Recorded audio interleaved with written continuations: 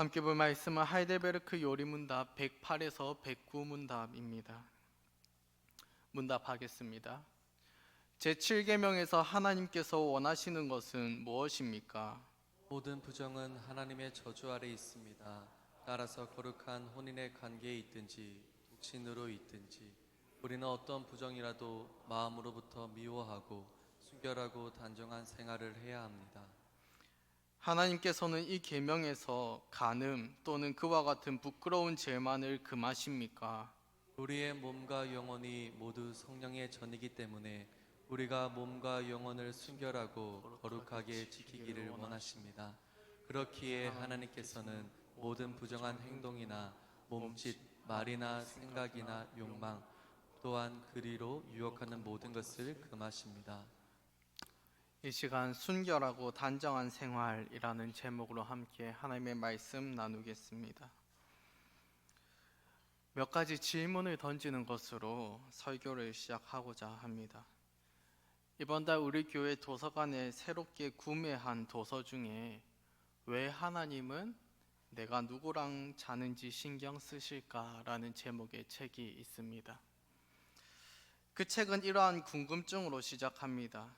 전쟁, 기근, 환경 문제, 양극화 등 세상에는 크고 중요한 문제가 얼마나 많은데 왜 하나님은 내가 누구랑 자는지 그 사소한 문제에 신경을 쓰실까? 이러한 물음에 우리는 무엇이라고 답해야 할까요? 다음 질문입니다. 7계명이 다른 계명과는 구별되는 독특한 성격을 하나 가지고 있습니다. 바로 당사자에게 직접적인 해를 끼치지 않는다는 사실입니다.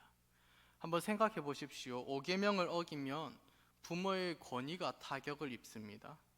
6계명을 어기면 이웃의 신체가 손상되거나 목숨을 잃습니다. 8계명을 어기면 이웃의 재산에 손해를 끼칩니다. 9계명을 어기면 이웃의 명예가 훼손됩니다. 그런데 7계명을 어겼을 때 그러한 손해가 발생하지 않습니다. 합의하에 서로 좋아서 하룻밤을 즐겁게 보냈을 뿐이라는 것입니다. 누구도 손해를 입지 않았을 뿐더러 오히려 즐거운 시간을 보내었다고 항변합니다. 이러한 시대의 가르침에 우리는 무엇이라고 답해야 할까요? 마지막 질문입니다. LGBTQ+라고 하죠. 레즈비언, 게이, 바이섹슈얼, 트랜스젠더, 퀴어, 이제는 거기서 더 나아가서 플러스, 기타 등등을 붙였습니다. 동성애, 동성혼을 비롯한 각종 타락한 성적 취향이 이제는 음지에서 양지로 나오고 있습니다. 그들은 이렇게 묻습니다. 서로 사랑하는데 무슨 상관이냐고. 남자가 남자와 여자가 여자와 사랑하고 결혼하는 것이 무슨 상관이냐고. 너에게 무슨 피해를 준 것이 있냐고 따집니다. 이러한 시대적 현상에 우리는 무엇이라고 답해야 할까요? 총 3가지의 질문을 설교의 서두에 던졌습니다.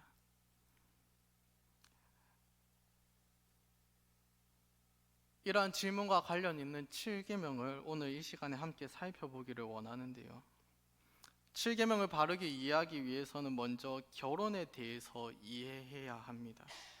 오늘날 많은 사람이 결혼을 단지 사랑하는 사람이 같이 사는 것 정도로 이해합니다. 이러한 이해 아래 결혼 후 사랑이 식었을 때 헤어지는 것, 즉 이혼에 대해서도 아무렇지 않게 여기게 되었습니다. 이혼, 별거가 만연한 이유는 결혼을 단지 사랑하는 사람이 같이 사는 것 정도로 이해했기 때문입니다. 그래서 그 반작용으로 결혼해서 이혼할 바에야 차라리 동거해보고 결혼을 결정하자는 쪽에 반응도 생겼습니다. 혼전 동거, 이혼, 별거 모두 결혼에 대한 이해가 부족하기 때문에 만연하게 일어나는 현상입니다. 그렇다면 결혼은 무엇일까요? 성경은 결혼에 관하여 아주 중요한 점을 짚고 있습니다. 그것은 바로 성과 결혼을 목적을 가지고 디자인하신 분이 있다는 것입니다. 함께 창세기 2장 22절과 24절을 읽겠습니다. 여호와 하나님이 아담에게서 취하신 그 갈빗대로 여자를 만드시고 그를 아담에게로 이끌어 오시니 이러므로 남자가 부모를 떠나 그의 아내와 합하여 둘이 한 몸을 이룰지로다. 아멘. 결혼은 단지 사랑하는 사람이 같이 사는 것이 아닙니다. 결혼은 어떤 사회적 계약 관계도 아닙니다. 그렇다면 무엇이냐? 결혼은 하나님께서 목적을 가지고 세우신 하나님의 제도입니다.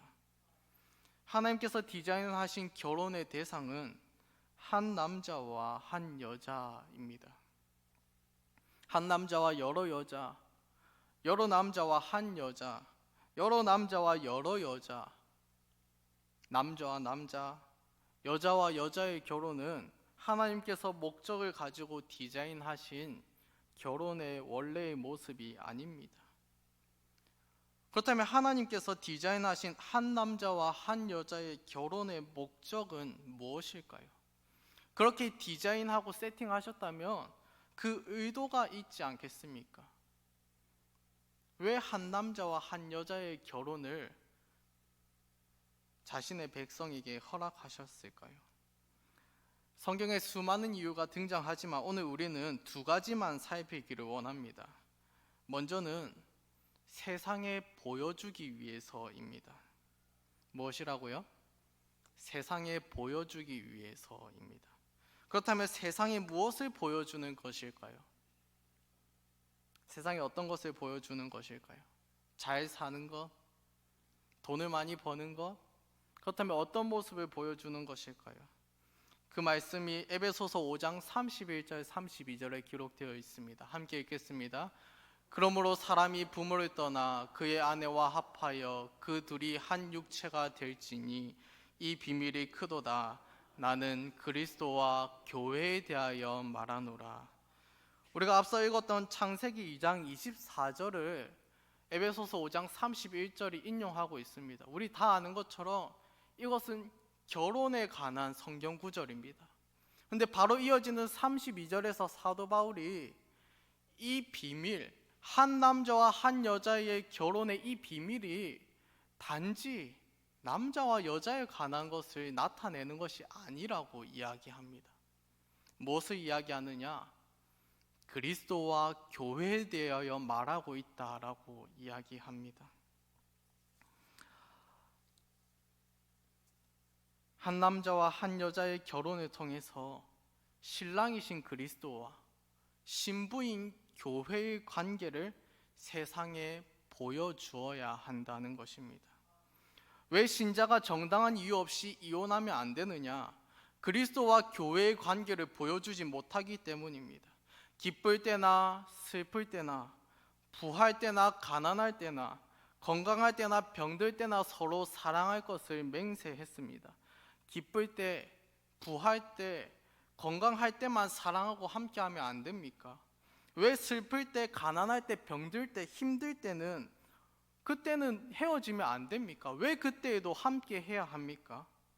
그것은 바로 신랑이신 그리스도께서 신부인 교회가 어떠한 상황에 있든지 떠나지 않으신다는 그것을 그리스도인 신랑과 신부의 결혼을 통해서 세상에 보여주어야 하기 때문입니다. 신랑이신 그리스도께서 신부인 교회가 부흥하고 성장하고 잘 될 때는 함께 하시다가 교회가 쪼그라들고 힘들고 재정적으로 약해지면 떠나시는 것이 아니라는 것을 그리스도인 신랑과 신부의 결혼을 통해서 세상에 나타내고 보여주는 것입니다. 왜 신자는 한 남자와 한 여자 이외의 모든 형식의 결혼을 하면 안 되느냐?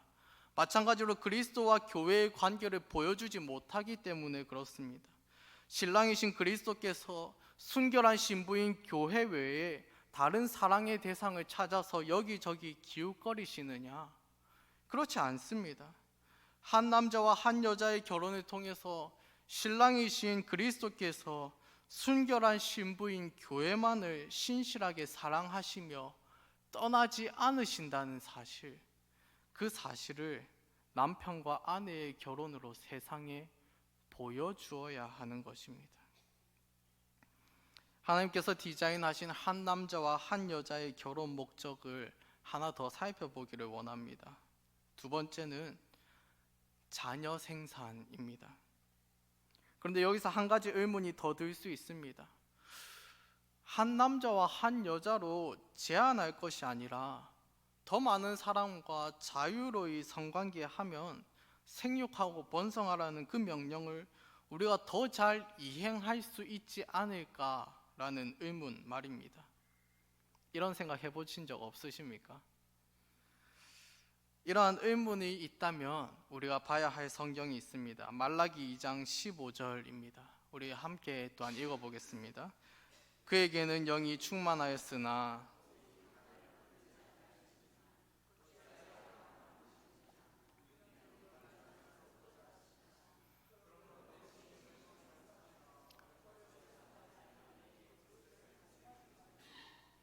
아멘. 자손을 많이 생산하는 것, 그것보다 더 중요한 것이 있습니다. 바로 어떤 자손을 생산하느냐 하는 것입니다. 경건한 자손, 하나님께서는 경건한 자손을 생산하기를 원하십니다. 하나님의 계획과 목적을 따라서 한 남자와 한 여자가 세우는 가정을 통해서 하나님 나라가 그곳에 세워지고 그곳에서 바로 경건하고 신실한 하나님의 자손을 낳고 기르는 것을 하나님께서 원하시는 것입니다. 정리하자면 하나님께서 한 남자와 한 여자의 결혼을 디자인하신 이유와 목적이 있었습니다. 그래서 신자는 불신자와 혼인할 수가 없습니다. 불신자가 어떻게 하나님도 믿지 않는데 이 하나님께서 디자인하신 이 결혼의 목적에 신실하게 순응하며 살겠습니까? 하나님께서 제정하신 결혼의 목적을 두 가지만 살폈는데, 하나는 한 남자와 한 여자의 결혼을 통해서 신랑이신 그리스도와 신부인 교회의 관계를 보여주고 나타내어야 합니다. 다른 하나는 아무렇게 아이만 생산하면 되는 것이 아니라 한 남자와 한 여자가 신실한 가정 안에서 경건한 자손을 낳고 길러야 한다는 것을 보여주기 위해서입니다. 성은 이처럼 하나님께서 만드신 이런 결혼의 목적 안에서, 부부 관계 안에서만 허용된 것입니다. 간음, 다시 말해서 부부 관계 이외의 모든 성적인 관계나 행동은 7계명을 위반하는 것입니다. 다시 말해서 오늘날 사랑이면 무엇이든지 허용되는 이 사회 속에서 7계명은 사랑도 하나님의 말씀을 기준 삼아 적절하게 통제되어야 한다고 이야기합니다. 이제 오늘 문답인 108문답으로 함께 넘어가 보겠습니다. 108문답입니다. 제7계명에서 하나님께서 원하시는 것은 무엇입니까? 모든 부정은 하나님의 저주 아래 있습니다.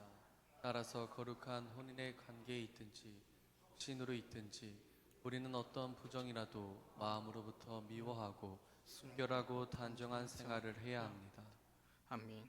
모든 부정, 즉 하나님께서 디자인하신 이 결혼의 목적 안에서 성을 사용하는 것, 그 이외의 모든 행위는 하나님의 저주 아래에 있습니다. 하나님께서 원래 계획하신 결혼을 벗어난 모든 것을 하나님께서는 가증하게 여기십니다. 이 계명을 지켜야 하는 대상을 108문답은 두 부류로 이야기합니다. 하나는 거룩한 혼인의 관계에 있는 모든 기혼자입니다. 이 계명을 기혼자들도 지켜야 합니다.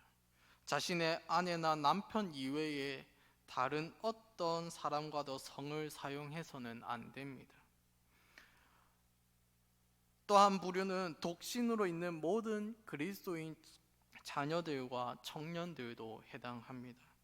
하나님께서 맺어주신 사람과 부부관계가 되기 전까지 이 성을 사용해서는 안 됩니다. 다시 말해서 모든 그리스도인은 결혼 여부와 상관없이 이 계명 앞에서 스스로를 점검해야 합니다. 이를 통해서 하나님께서 원래 계획하신 목적을 따라서 성을 결혼 관계 안에서만 잘 사용하고 있는지 점검해야 합니다.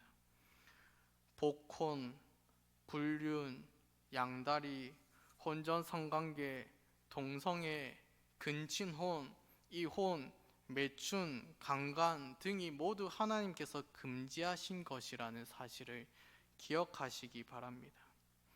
그렇다면 제가 방금 언급한 이러한 죄만 짓지 않는다면 이 7계명을 온전하게 지키는 것일까요? 그렇지 않습니다. 바로 이어지는 백구문답 함께 보겠습니다. 하나님께서는 이 계명에서 간음 또는 그와 같은 부끄러운 죄만을 금하십니까? 우리의 몸과 영혼이 모두 성령의 전이기 때문에 우리가 몸과 영혼을 순결하고 거룩하게 지키기를 원하십니다. 그렇기에 하나님께서는 모든 부정한 행동이나 몸짓, 말이나 생각이나 욕망, 또한 그리로 유혹하는 모든 것을 금하십니다. 아멘. 108문답에서는 순결하고 단정한 생활을 해야 한다고 이야기했고, 방금 읽은 109문답에서는 우리 몸과 영혼을 순결하고 거룩하게 지켜야 한다고 이야기합니다. 그 이유가 무엇일까요? 바로 우리의 몸과 영혼이 하나님께서 거하시는 거룩한 성전이기 때문에 그렇습니다. 우리 몸과 영혼을 구속하기 위하여 그리스도께서 십자가를 지셨습니다. 그리스도의 십자가를 대가로 우리의 몸과 영혼을 속량하셨고, 그곳에 성령 하나님께서 임재하고 계십니다. 성전이 되었습니다. 그래서 고린도전서 6장 18절 19절에서 음행을 피하라, 사람이 범하는 죄마다 몸 밖에 있거니와 음행하는 자는 자기 몸의 죄를 범하느니라 하면서 그 뒤에 너희 몸은 너희가 하나님께로부터 받은 바 너희 가운데 계신 성령의 전인 줄을 알지 못하느냐, 너희는 너희 자신의 것이 아니라 라고 단호하게 이야기합니다. 우리의 영혼만 피로 값주고 사신 것이 아닙니다. 우리의 몸도, 우리의 육체도 그리스도께서 십자가에 달리신 그 피를 대가로 주고 하나님께서 사신 것입니다. 피로 값주고 산바 되었으니 주인이신 하나님께서 머무시기에 합당한 몸과 영혼으로 가꾸어 갈 것을 7계명은 요구하고 있습니다. 그래서 7계명은 단지 부부관계 이외의 성행위를 하지 않는 것으로 충분하게 지키는 것이 아닙니다.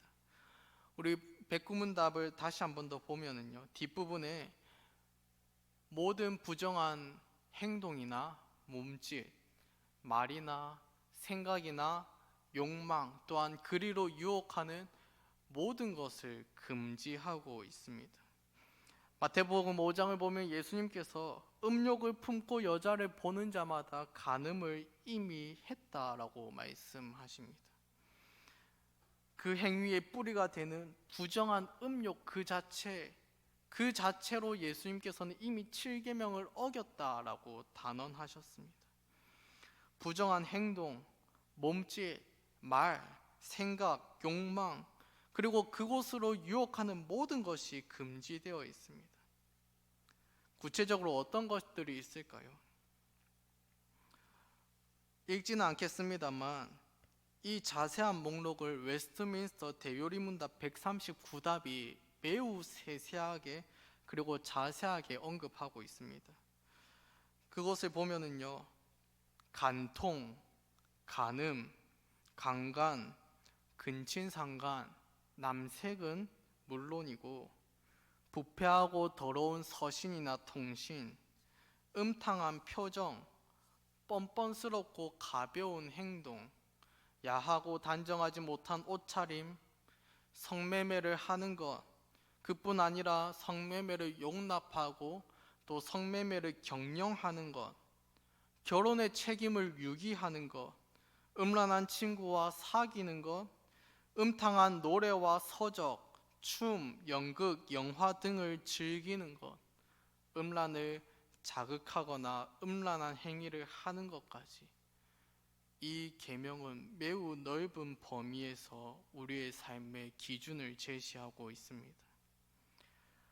앞서 언급한 목록 중에서 몇 가지만 조금 더 구체적으로 살펴보기 원합니다. 음란한 말, 즉 음담패설, 이것이 우리의 입에서 나오고 있지는 않습니까? 혹은 우리가 이것을 직접 이야기하지는 않더라도 그러한 말을 즐기고 있지는 않습니까? 오늘날 TV의 예능 프로그램이나 유튜브 영상에서 음담패설이 농담처럼 웃음의 소재로, 개그의 소재로 자주 등장합니다. 제가 실명을 언급하진 않겠습니다만 많은 분들이 아는 유명한 개그맨이면서 MC인 한 분은 이 음란한 농담을 잘 하는 것으로 방송가에서 인기가 있습니다. 죄송하지만 이 모든 건 신자가 즐길 만한 것이 아닙니다. 야하고 단정하지 못한 옷차림이 교회 안에 흔하지는 않습니까? 무슨 옷차림까지도 간섭해 여기가 조선시대야 라고 생각할 수 있습니다. 그러나 옷차림 단지 패션의 문제가 아닙니다. 성경에서 이 옷차림을 규정하고 있습니다.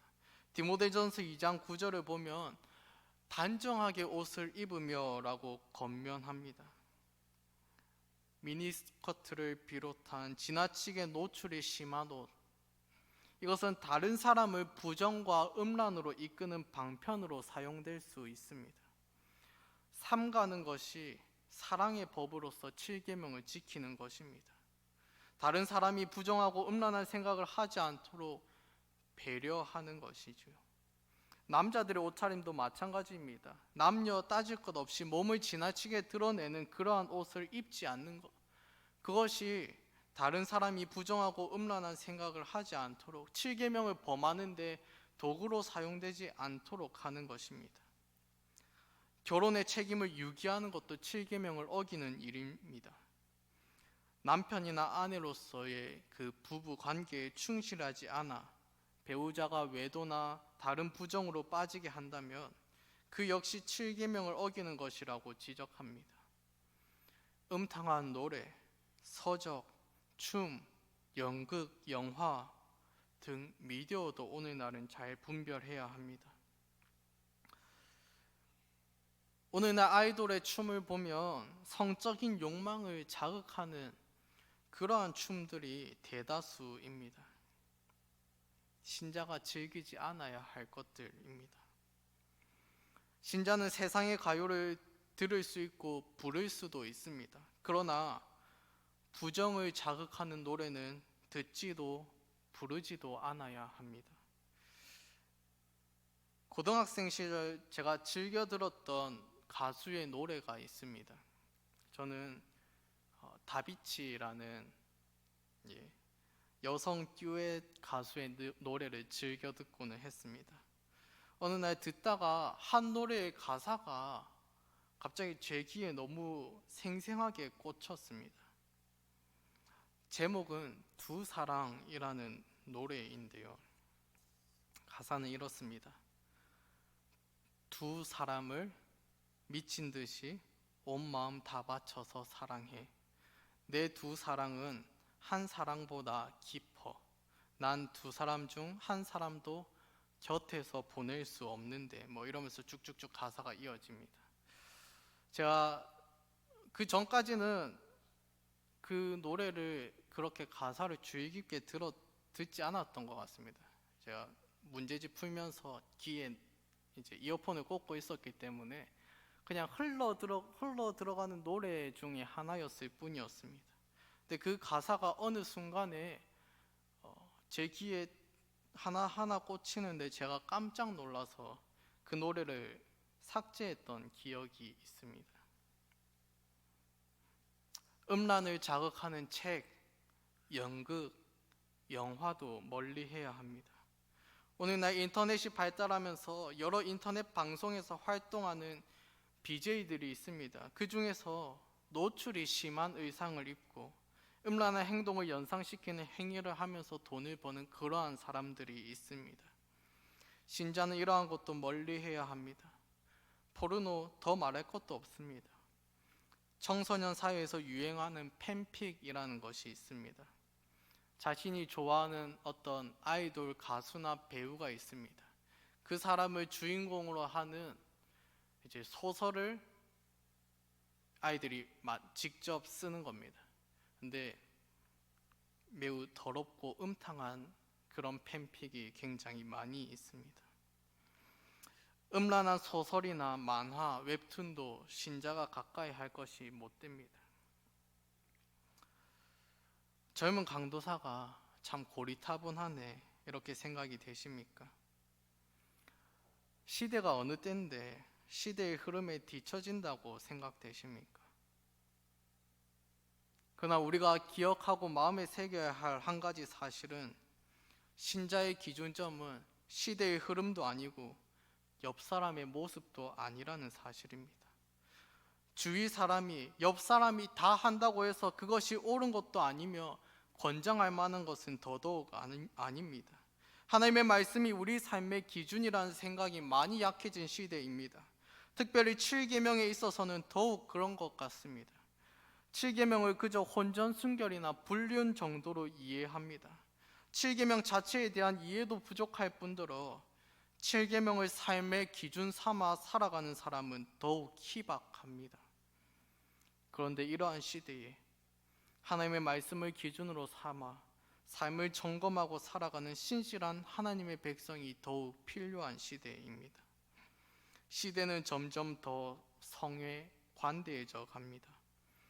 끊임없이 쏟아지는 여러 미디어를 통해서 우리 안에 부정과 음란을 자극합니다. 그러할수록, 시대가 그러할수록 우리의 몸과 영혼이 성령 하나님께서 거하시는 거룩한 성전이라는 사실을 기억하면서 순결하고 단정하고 거룩한 생활하기를 힘쓰는 저와 여러분이 되기를 바랍니다.